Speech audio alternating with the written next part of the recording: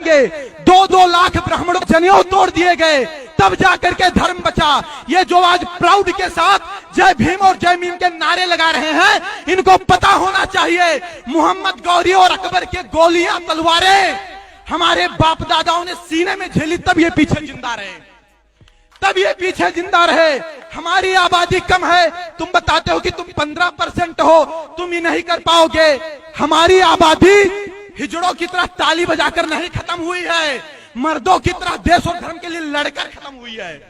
12-12 साल के राजपूत लड़के, उनकी माताएं इसे तिलक लगा देती थी और युद्ध क्षेत्र में भेज देती थी, और जो बहनें होती थी वो जौहर कर लेती थी। यहाँ जनेऊ तोड़ दिए जाते थे, तब धर्म बचा है।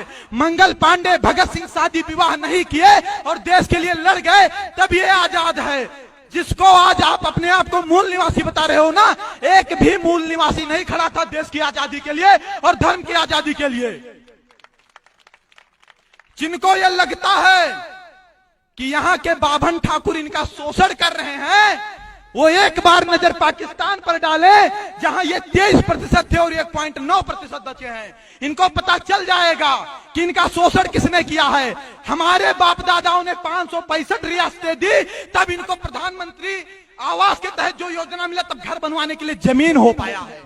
ये हमारे बाप दादाओं की देन है, हमारे बाप दादाओं की देन है कि यूनिवर्सिटी बनी है, हमारे बाप दादाओं की देन है कि प्लेटफार्म बने हैं, हमारे बाप दादाओं की देन है कि अनुसंधान केंद्र बने हैं। क्या मिला हमको? नहीं चाहिए आरक्षण की भी, ले जाओ तुम, एक नहीं 20 चंद्रशेखर रावत को दे दो, 20 सतपाल तोहर को दे दो, लेकिन अगर तुम्हारी औकात है तो हमारी रियासतें वापस कर दो।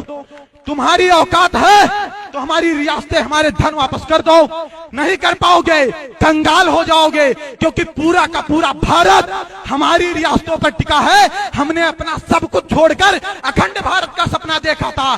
7 लाख पंडित कश्मीर में काटे गए, भगाए गए, लेकिन उन्होंने आतंकवाद का रास्ता नहीं अपनाया, उन्होंने ट्रेन नहीं फूकी, उन्होंने घर नहीं जलाए, उन्होंने बस नहीं जलाए। क्यों? क्योंकि इस देश से सबसे ज्यादा प्रेम है तो हम राष्ट्रवादियों को है। हमारा डीएनए टेस्ट करवा लो, हमारा डीएनए टेस्ट करवा लो, हमसे ज्यादा कोई राष्ट्रवादी मिल जाएगा, मैं भारत छोड़कर चला जाऊंगा। सही बता रहा हूं।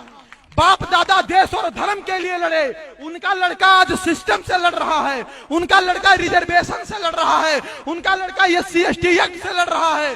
भारत में पहले जब मृत्यु दंड दिया जाता था तो मृत्यु दंड के अपराधी से उसकी आखिरी इच्छा पूछी जाती थी। पूछी जाती थी कि नहीं पूछी जाती थी?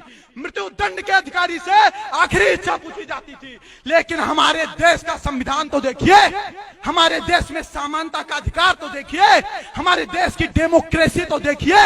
यहाँ SC ST एक्ट में आखिरी इच्छा भी नहीं पूछी जाएगी कि आप सही हो कि गलत। सोचिए, हम एक मृत्यु दंड अपराधी से भी बदतर स्थिति में हैं। मुस्कुराइए मत, सोचिए, चिंतन करिए, कहां थे, कहां पहुंच गए, कहां थे, कहां पहुंच गए, और आने वाले समय में कहां पहुंचेंगे। यह स्पष्ट कह रहा हूं कि आज अगर आप नहीं जग पाए, आज नहीं जग पाए, तो ना फिर कोई संपत सारस्वत पैदा होगा आपको जगाने के लिए, ना कोई सुखदेव सिंह गोगा मेड़ी पैदा होगा आपको जगाने के लिए, ना कोई दिनेश रनेजा होगा आपको पैदा जगाने के लिए, और ना ऐसी सभाएं होंगी। तब आप बहुत देर कर चुके होंगे, क्योंकि तब बहुत देर हो जाएगी, तब आपके जागने का भी मतलब नहीं रहेगा। देश की रक्षा की बात करते हो, धर्म की रक्षा की बात करते हो। मैं कहता हूं कि जब तुम ही नहीं बचोगे तो देश और धर्म कैसे बचेगा।